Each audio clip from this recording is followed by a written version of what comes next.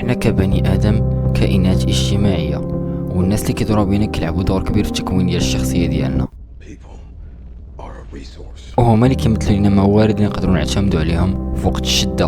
ومع ذلك كاين بزاف ديال الناس اللي كيلقاو صعوبه باش انهم يديروا صحاب او لا يكونوا علاقات، حيت هما واحد الاشخاص اللي هما انطوائيين او حيت ما كيعرفوش كيفاش يتعاملوا مع الناس. كنتي كتنتمي لهاد الطبقه، هادو دي تاكتيك اللي يقدروا ينفعوك.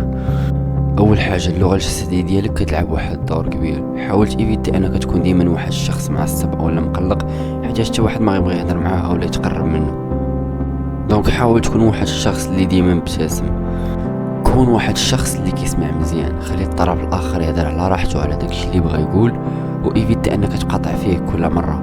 هضر مع الناس في داكشي اللي كيعجبهم وعزيز عليهم، هادشي غيخليك انك تبان واحد الشخص مثير للاهتمام. عقل على السميات ديال الناس واستعملهم قد ما قدرتي في لا كونفرساسيون، حيت اكثر حاجه كيبغي الشخص انه يسمعها هي السميه ديالو وشي واحد كيقدرها.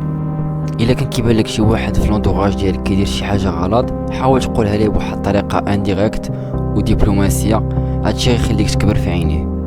قدر واعطي لا فاليداسيون للناس اللي كيديروا مجهودات على قبلك واللي كيشجعوك، باسكو هادشي حتى هو كيانفلونسيهم بواحد الطريقه اللي هي ايجابيه.